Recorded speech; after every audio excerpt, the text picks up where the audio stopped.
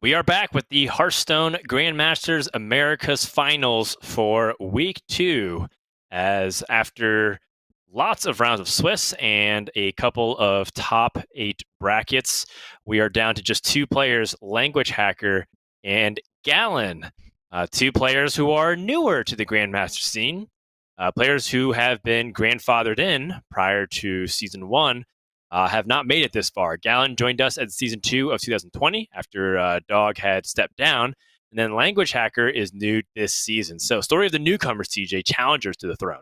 Yeah, that's right. And if lnguahackr wins this time around, 2 players that have only just, this is their first season of Grandmasters, will have won weeks 1 and 2 in Americas, with Empatizado taking week 1, lnguahackr taking week 2.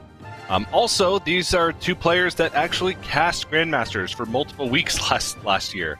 So, I don't know, That's Dan. right. I think that they're player casters. They are player casters. I think that says something. When you cast, you're just a superior player. And nobody can deny it, because this is an all-caster finals. That's right.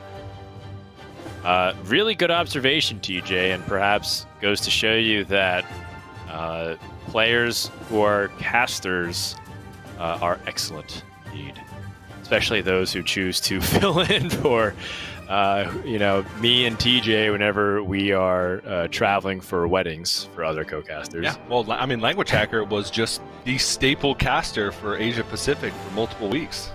That's right. He While we figured out visa issues. Grandmasters. He cast Grandmasters before we cast Grandmasters. Because he was there week 1 and that Asia is also true. Asia Pacific started before us, so right. He's got the lead on us, Dan. Yeah, he has. He was there, a true forerunner. Before, of course, Hunter Ace did the same exact thing. And Galen. They're coming for our jobs, TJ. Yep. The only question is, how long can I squeeze this out in my twilight years as a Hearthstone caster before inevitably Hunter Ace, Galen, lnguahackr, and whoever else, board control, step in and just dunk all the other casters and take our jobs. Yeah, tough times coming up ahead. I already see the meta shifting right before my very eyes, TJ. I'm scared. The caster meta? The caster meta, it's evolving. The 17.0.3 patch notes. We've replaced all of our Grandmasters casters with Grandmasters players.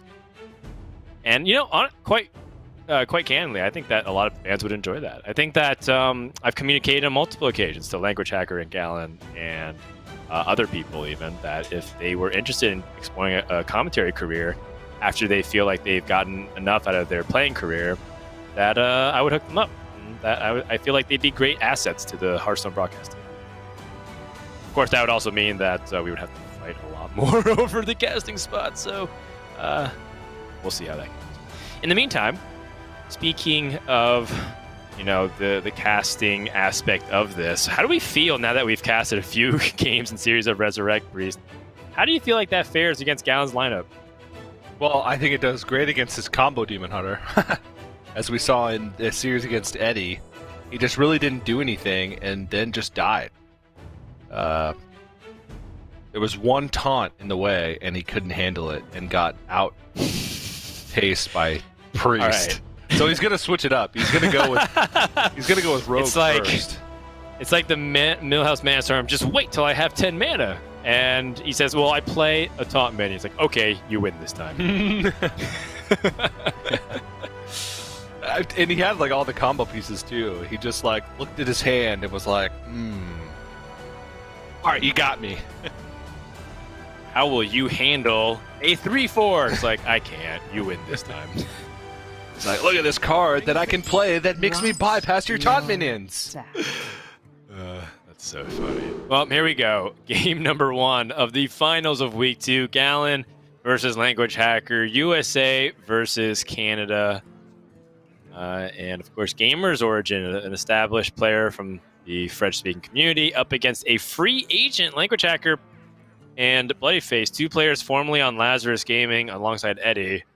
Also free agents, so great pickups for anybody that happened to be watching and looking for their entry point. And I would always say that Hearthstone's a fantastic entry point for a lot of organizations that perhaps want to branch more into the industry. But, we can talk about that some other time. For now, let's focus on this matchup, a matchup we've seen a few times now. And with this opening hand, Gallon already has some of the most impactful cards with Hearthstone Togwaggle and Galakrond the Nightmare, but this is also not exactly easy for Gallon because he still needs to find opportunities to answer Language Hacker, who might be able to get off to a good start with his Psycho Pumps. Yeah. I also wonder why Gallon decided to change up his strategy. I wonder if he realized that if he eliminates the priest first, then his Demon Hunter has a better chance of winning. Maybe he overvalued his Demon Hunter in the previous series against Eddie. And now thinks that there might be a better opportunity for him to find a win with that. Very interesting indeed.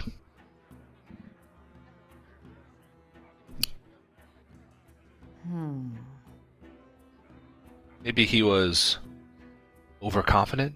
Yeah.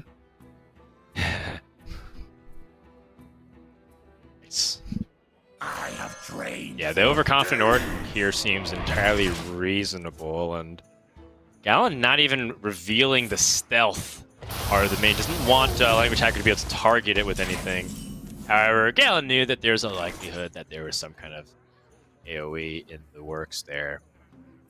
Also, Gallon by not attacking makes him still have a target for Seal Fate. So I think that was probably the #1 reason, now that I'm looking at the hand a little closer. Seal Fate being able to activate is pretty important, I'd say. And I wonder if Gallon again chooses to not attack solely because he wants to keep that option open. I do feel like Cold Blood. You could just do it now if you wanted to. Right. So if you take Cold Blood, you should kind of play it now and pressure your opponent. Then, like we were talking about, you don't have a target for Seal Fate per se. Dirty Tricks is just, especially when your opponent's on the coin. Yeah, that is filthy. Yeah. But Gal gonna go ambush here, expecting a 4-drop to come out in this situation. That's right. The ambush should be able to answer it, and kind of like we were talking about before, Language Hacker really is okay with playing Bargoth and just letting it die to an ambush minion. Right into my trap. Behold.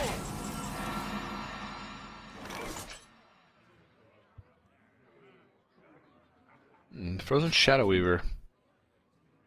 Not particularly good in this matchup. Can find its spots though. Right. It's also like a reasonably statted minion to challenge Priest. The 3 health makes it difficult to remove through Breath of the Infinite or Holy Nova, and the 4 attack makes it difficult to target with any removal spell.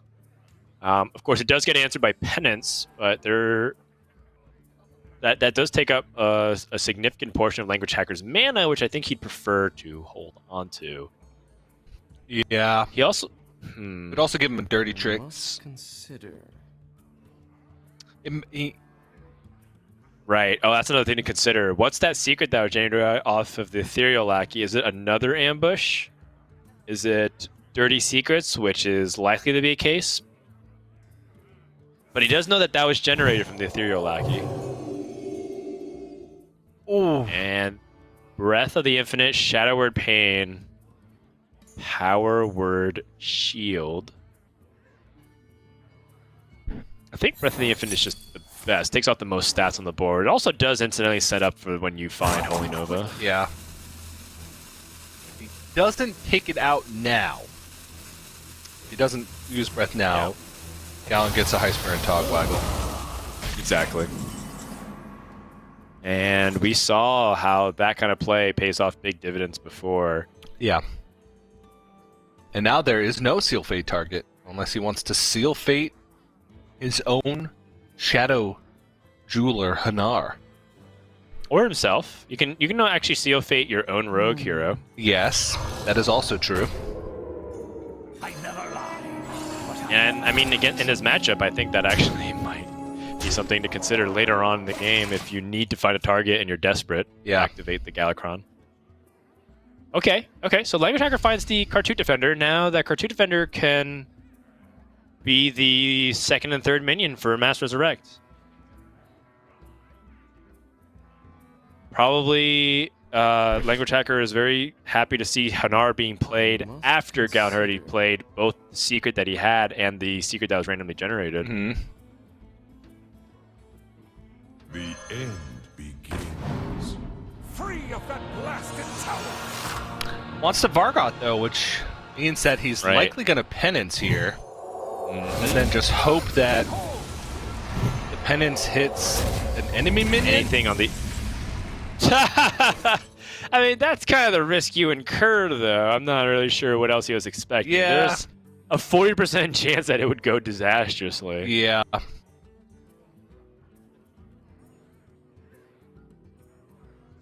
So the problem with not having played the Sylphate earlier is this turn could have had a weak option. He has Tiamat if he really wants it. But if he had Sylphated prior to this, not only would he have it lacking in his hand for High Spirit Togwaggle, but also his Galakron would have been up to 2 in Vogue. This turn he has to play a little bit slower than maybe he would have liked, but maybe that was his plan all along. There's not too much rush in this matchup, since especially the Highlander version just has so much value in the late game, and so many ways to find value. Like the Draconic Lackey, for example. That's a great way to find value. You could pick up a Waxadread. Or a Twin Tyrant. Any of those, Dan. Any of them. Any and all of them seem pretty fine here. Language Hacker's back is starting to move further and further to the wall. He's not exactly there yet. He hasn't been cornered. But this is the groundwork for certain things to start getting out of control here if your opponent starts to keep have a board of this much power on it. It looks not... Each individual unit doesn't look that threatening, but when you start combining it all, there's 10 power being represented. You can't just let all of that damage come through every single turn. Yeah, there's also some minions that allow for Galen to do some extra things each turn. With the Escaped Mana Saber, just giving him an extra mana crystal, and also Hanar, if any of the other secrets are drawn, that could start a chain reaction that could get out of control very quickly for a Language Hacker.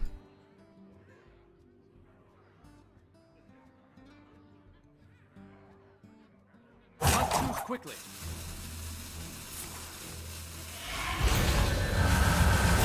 Language Hacker going for a Soul Mirror, and I think he's just using this to soften up that board and remove some of that power. It's just a little bit too threatening.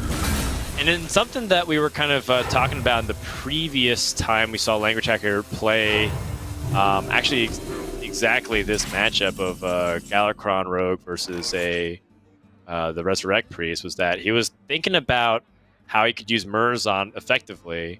And we anticipated it to be a little bit of a trickier decision because Mass Resurrect is really important for other matchups, but Language Hacker said that it was actually a fairly easy decision to not play into Mass Resurrection, instead play for his Murzon.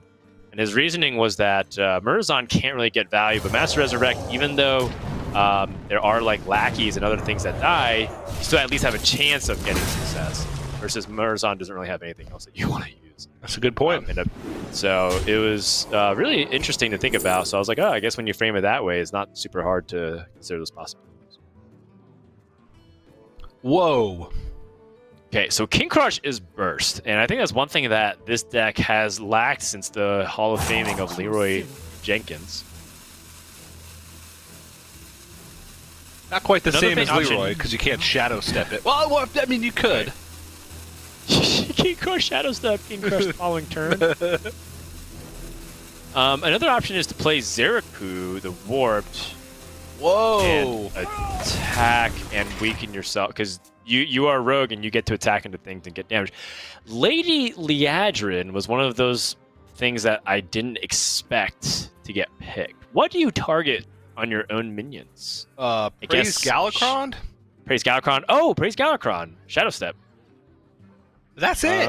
Is that really worth not getting a big ol' Dragarino or a King Crush?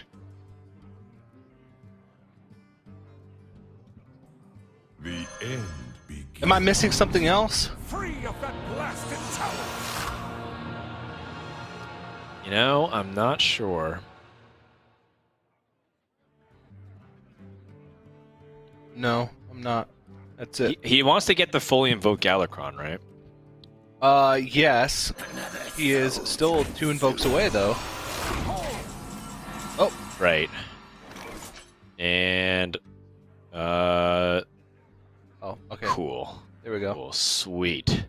Yeah. We still in there. I was like, all right, everything's good.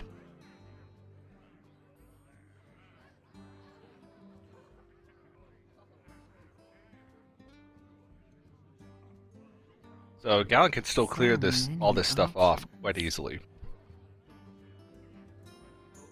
with CMOP plus Rush.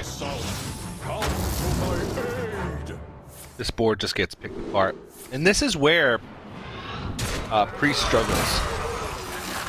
Is if there's just a reasonable sized board that just keeps chipping away at them. Right. Because Gallant's not using that many resources in order to get this board, and each turn he is just pushing some damage.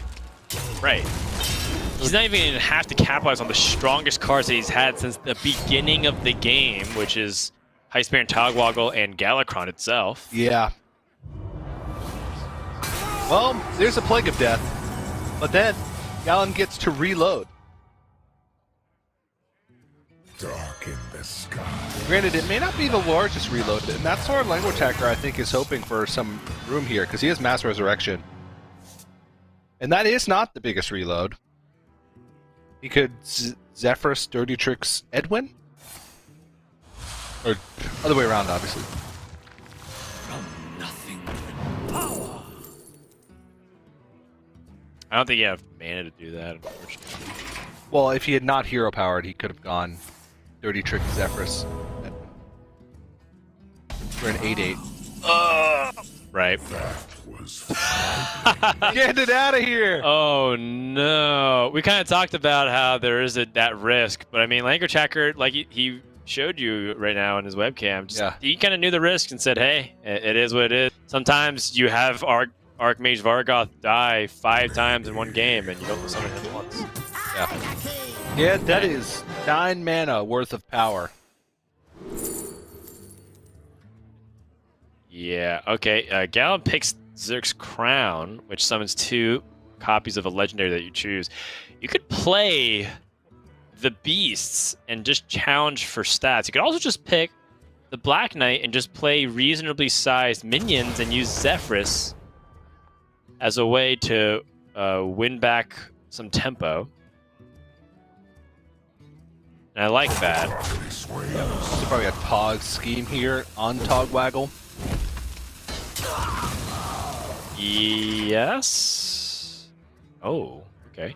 I was thinking about the possibility of just Faceless Lackey and then just set up a wide board for Zephyrus to finish the game. Home.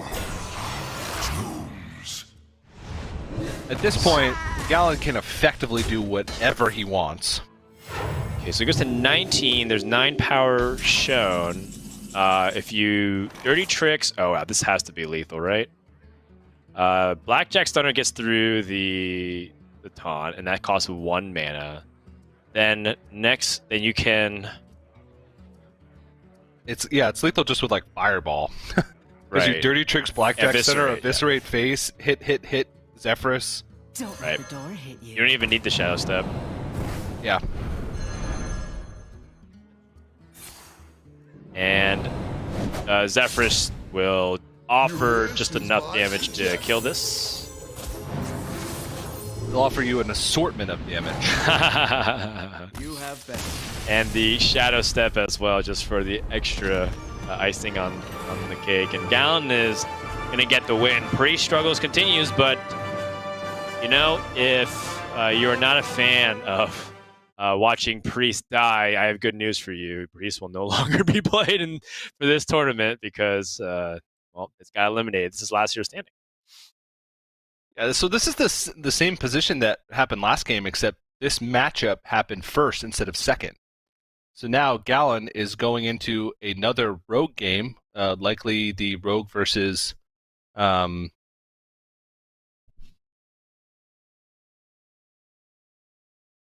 Yeah, okay, no, it's the same ban. For some reason, I thought the ban was different, but it's the same exact ban. Likely going into Rogue versus Druid, but with one more win, and Priest is gone.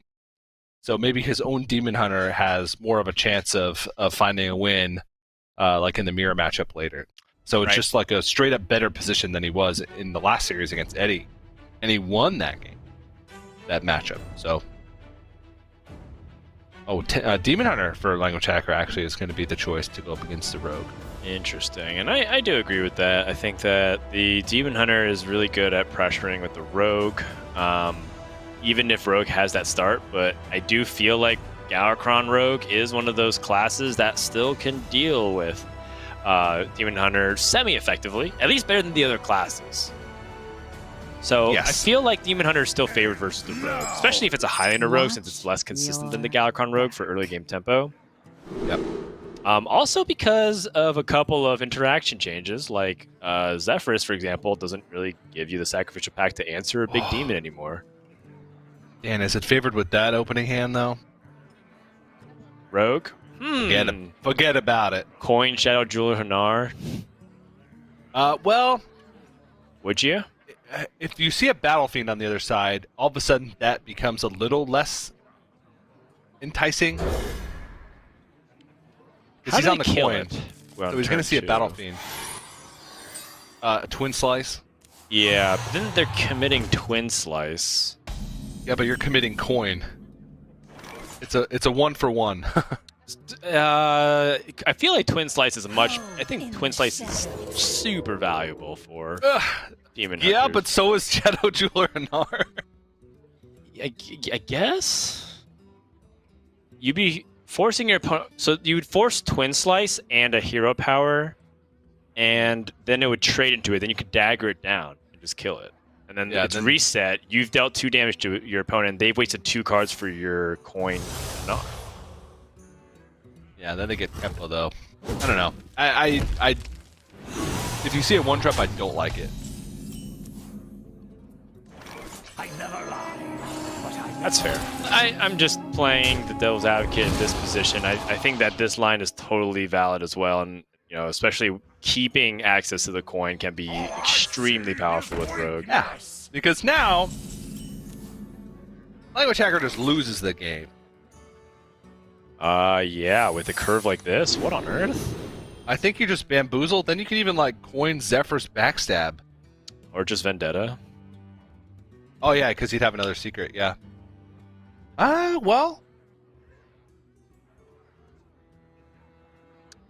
Yeah, so you are afraid of turn 4 for Demon Hunter is a little bit weird with this deck. They usually just kind of play stats, or they set up for their turn 5, which is usually really powerful. In this case, Language Hacker is such an expensive hand.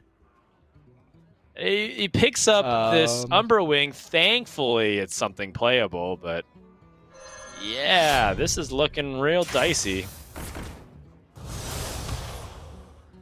Keep in mind, there's still Bamboozle, so the moment Language Hacker chooses to attack, he could be butting off more than he could chew. Finds the SI Infiltrator. Oh, goodness gracious.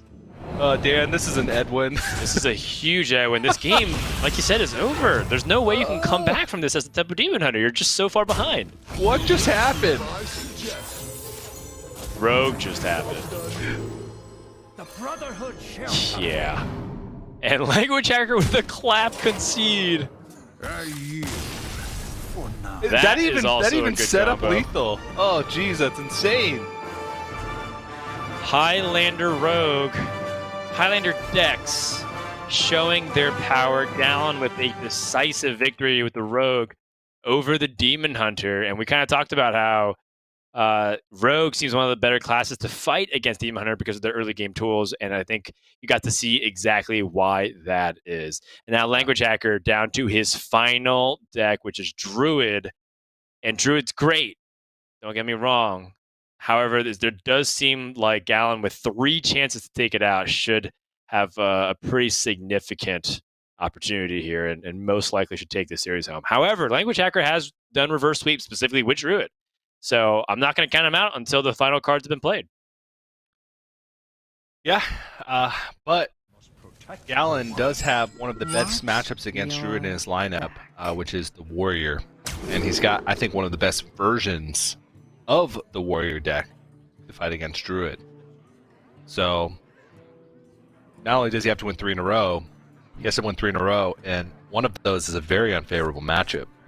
But like you said, he's done it before. He's done it this weekend. As Kael'thas has the Fungal Fortunes in hand already, I mean, really all it takes is one big board against Rogue to get there. But Gallon won this matchup in the previous series against Eddie. It was off the back of a Deathwing that he got from Dragon Queen Alexstrasza, but still a victory.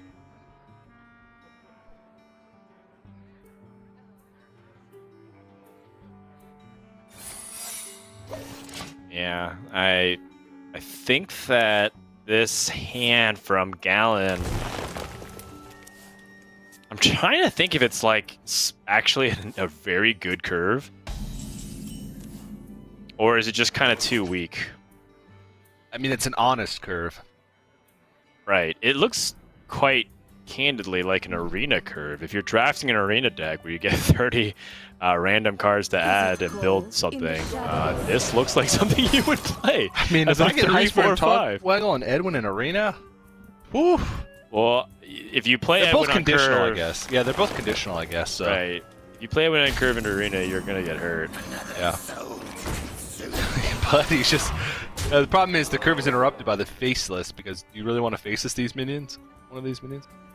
I would faceless the Bone Wraith, probably. Unless my opponent plays the Glowfly Storm. In this case, I would trade with the 4/3 and then faceless Corruptor.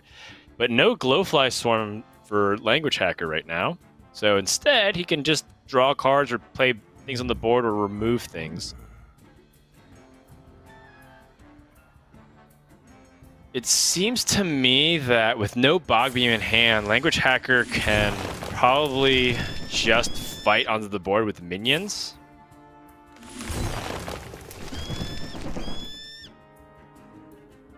Yeah.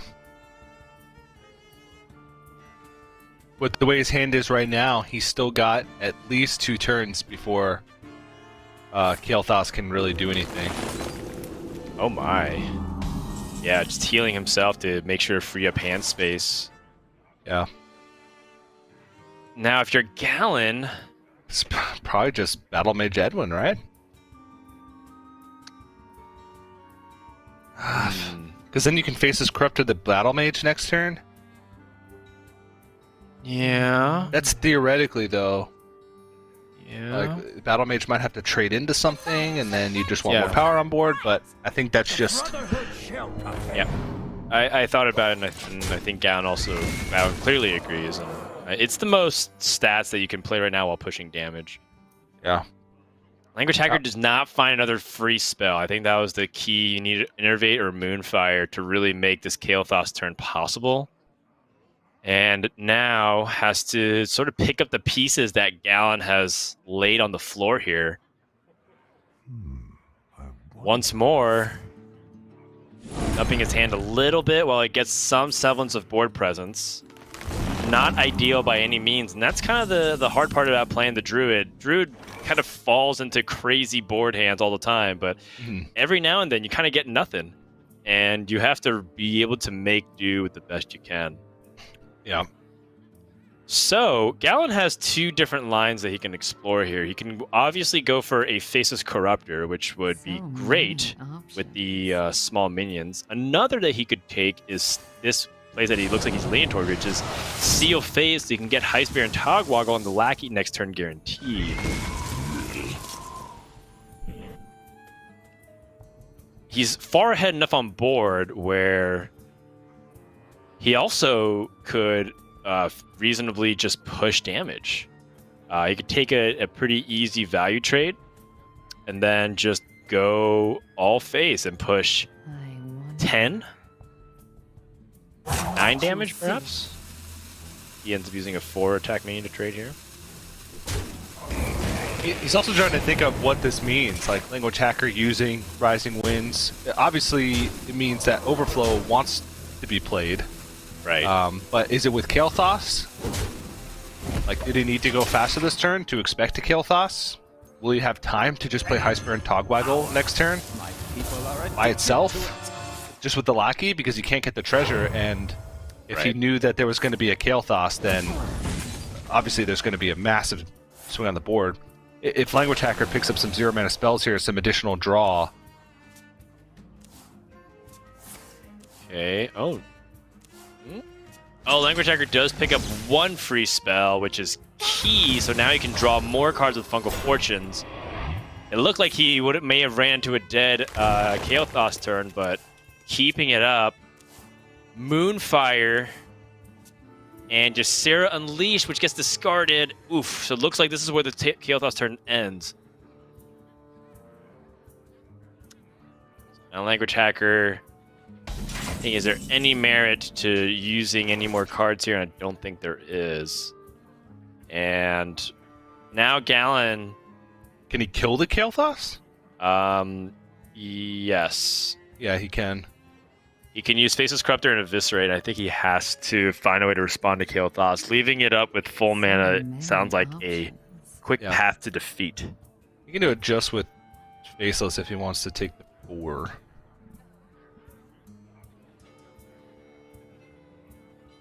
That's also totally fine. But if that's the case, he might as well just use Eviscerate to preserve more power on board. Right. Because it would preserve the 2/2. Well, it also, if he does use Eviscerate, he actually gets a full clear. A full clear, yeah, that's true. Right, which is kind of important. Yep.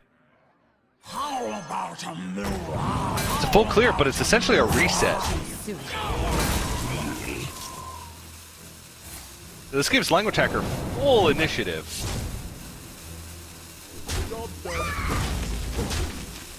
Okay, so he preserves 1 of his minions. Right. But still, point stands, and Innervate means Glowfly Swarm, Innervate plus Soul of the Forest. Right. This is still a problematic situation here for Gallon. And barring a Zephrys draw. Even Zephrys. Yeah. Zephrys Master Spell, draw the Flick, dodge the Savage Roar for a turn. Okay, And the then Draconid. Yeah, that blocks some damage. It does block damage. Does it block enough damage? The problem is, his secret is Bamboozle. Oh, you're right. Okay. So, as long as this isn't a taunt. Yes. And there's a way to go about it too. Language Hacker can use his own face. Well, there is the, so that's a 7. So at 10 we have, what is the Siegebreaker Colossus? Oh, is that you're what it is? right. You're right. If he gets that big 10-mana taunt minion. It's a 10-mana 7/7 that also has a Death Rattle summon a 7/7, which are both taunts. Doesn't look like it. I see some arrows pointed face. Yeah, and Deathwing. Well, you know, the damage ended up being kind of close, but Language Hacker's Druid gonna turn it around here. Yeah, kind of fitting that he has a Deathwing on the board at the end of this matchup, when Deathwing was how he won this matchup when he faced Eddie in the semifinals.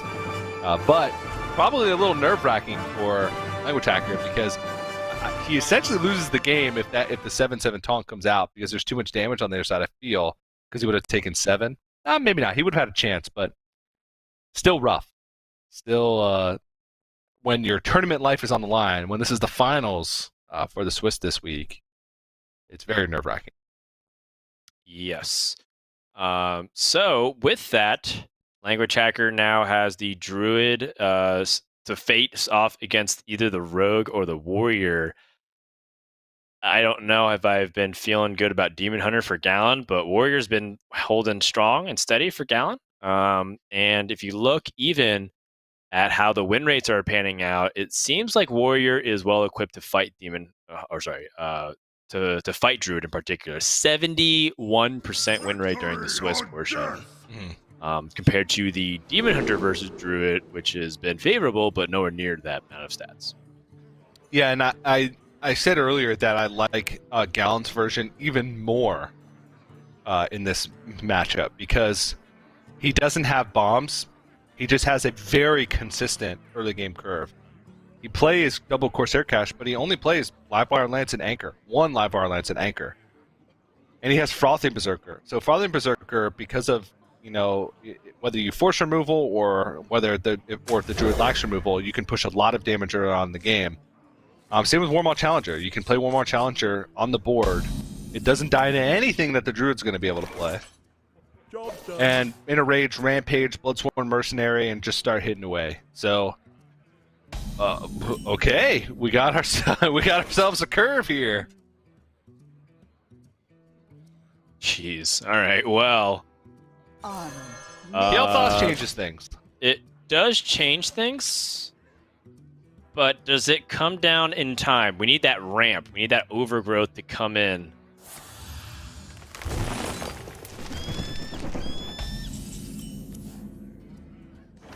Warmaw Challenger. Wow. Ooh. I'm digging this. Oh, yeah. Warmaw Challenger coming down as a 1/4 seems a lot weaker, so I think if I'm Gallon, I'm probably going to bump the Armor Smith into the Eagle and then make it a 1/7 Warmaw Challenger. Yeah, especially since this play looks like it's going to be probably in a rage Bloodsworn Mercenary. Yeah, a 3/6 just sounds way better than a 3/3. Yeah. And Language Hacker doesn't know it yet, but he's on a pretty tight clock. That's right. Because this is going to start to get out of control, especially when Blood Boil Brute comes into the picture. And I think this coin has to be saved. I'm going to be honest with you. I honestly think this is a draw, because Language Hacker going for that Eagle means that he still hasn't found anything to go off with Kael'thas yet. Sure, he's got Overgrowth on 4, and, he's going to go into turn 7 with a coin and a Moonfire. But coin Moonfire reset into what?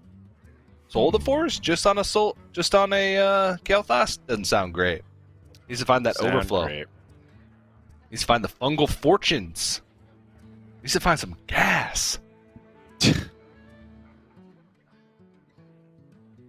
I like how passionate you are about gas. Some fossil fuels, Dan. They're at negative prices right now, so they're very affordable. Yeah. And very much like natural fossil fuels, Language Hacker has an abundance of resources, but can't really get it out fast enough to keep up with what he needs right now. And Gallon is going to go for a significant tempo swing. His Inner Rage Bloodsworn Mercenary looks absolute fire. And we're going to be off to the races. Language Hacker looks and sees, okay, Rampage, perhaps? Nope, it's even worse. Bloodsworn Mercenary with Inner Rage. Well, Rampage with Bloodsworn Mercenary would have been very scary. Yes, and also highly illegal, as that was... It's only 4 mana. Yeah, so true. Gallon couldn't have done that. But, Language Hacker sometimes, you always worry like, oh, he's just going to Rampage here. And it's like, oh, it's worse. He's going to copy it and summon another minion that's hard to deal with. Oh, and it's even worse than that, because he has a Battle Rage in hand. Right. So now Language Hacker draws the Glowfly Swarm, but there's two minions in hand. It'd only be a 5 Glowfly. You are correct. It's actually not even that great of a Glowfly Swarm. Is this just an Overgrowth and pass? Oh boy. Yep. I think one way or another, we're gonna get a conclusion of this game a lot quicker than we expected it to. Blood Boil Brute is also available on the table this turn, but Gallon just wants to get the card draw while he can and develop behind it. Finds another Frothing Berserker, another Warmaw Challenger. But when you have Frothing Berserker on the board, Warmaw Challenger becomes a great amplification effect. Also, risky skipper Warmaw Challenger with a Frothing Berserker. I just want to preemptively declare that I haven't done the math, but that seems like lethal. Yeah. Okay. So Language Hacker does have the Kael'thas turn, but he doesn't have the card draw to really back it up. He has the Rising Winds. I think he has to Rising Winds and try and find a Bog Beam to kill this Frothing Berserker. He has to draw to find Brawling Berserker. Or to find a way to kill the Brawling Berserker.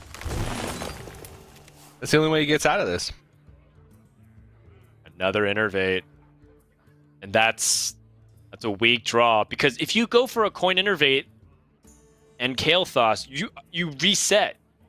You reset onto your third spell. He's going to go for another draw. Shake of the head. And I think that will be it. Galen is going to crush Game 4 and will be your Week 2 Swiss Top 4 winner and earn those 6 points. After Language Hacker making it to the top 4 and getting redemption, making it all the way to the finals, Galen with his unique lineup of Combo Demon Hunter and Zoo Warlock will get over the hump and land with a tournament victory. Well done. Very well done.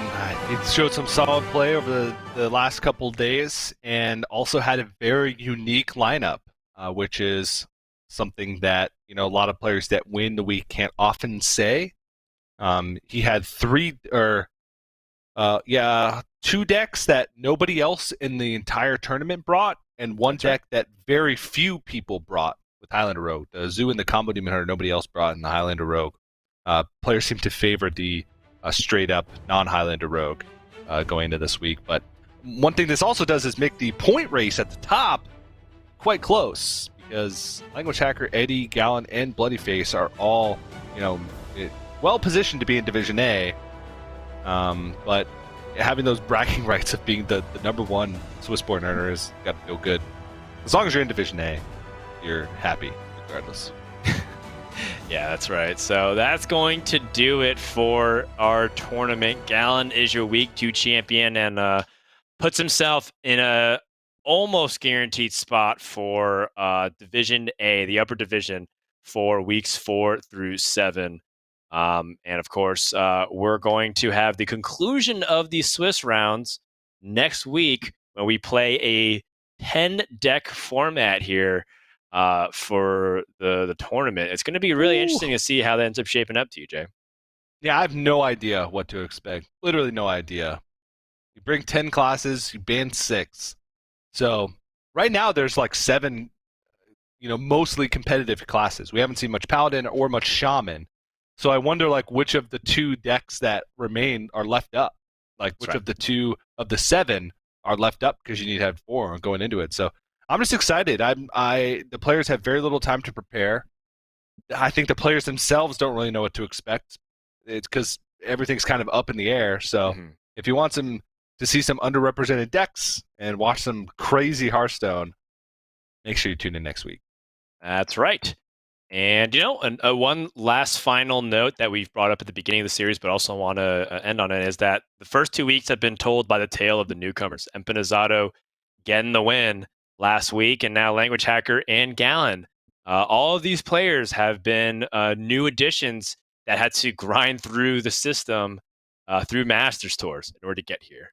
So, perhaps a notion that the old guard can't just rest on their laurels. We all know how good they are and how talented they are at Hearthstone and how much skills they have. But at the same time, there's fresh blood coming in to perhaps dethrone some of our established champions. And you love to see it, because you really need some of those new people to challenge the old people and give them a nice little whip, to make them get back on that train so they can grind again. Yeah, make them realize that there's a lot more to still learn. And right now, the metagame is in a weird spot. It's super explosive, but I do feel like there's so many, fringe case scenarios and so many ways to pull yourself out of weird situations.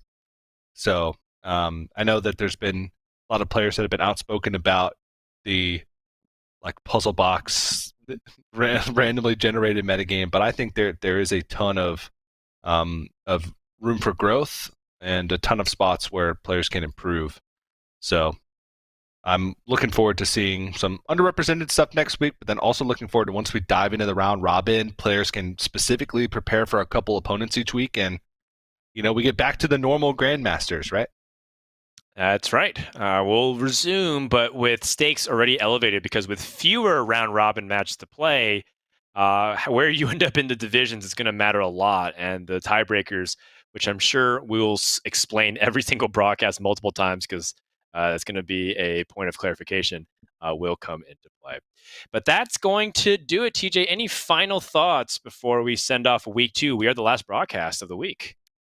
Yeah, we're always the last broadcast, Ed. No, stay tuned for this week. I know you're going to see a lot of weird stuff coming from players' Twitters over the course of the next 4 days as they try and figure out how to solve a 10-class format and a 10-class metagame. And, kind of tune in for that for the Swiss portion as well and follow along, because I think it's going to be really interesting as to what services as the best strategy. So I'm just really excited for next week, and you should be too. That's right. So with that, we are finished. Today is April 26, 2020, and we are done with week 2 of the Hearthstone Grandmasters Americas broadcast. A quick shout out to T-Mobile for helping us with our deck spotlight and helping us stay connected during these trying times. But that's going to do it from us. Make sure to check out playhearthstone.com/esports for all things Hearthstone esports related, and you can check out the deck list, the schedules, the standings, and the VODs. Frodan, TJ, Sottle, Raven, Gia, and Derek Brown, everyone else involved in Hearthstone esports, thanks for watching. Wash your hands, and we'll see you next time for more Hearthstone action. Hearthstone Grandmasters is brought to you by T-Mobile, helping you stay connected to what matters most. Learn about T-Mobile's COVID-19 response on T-Mobile.com.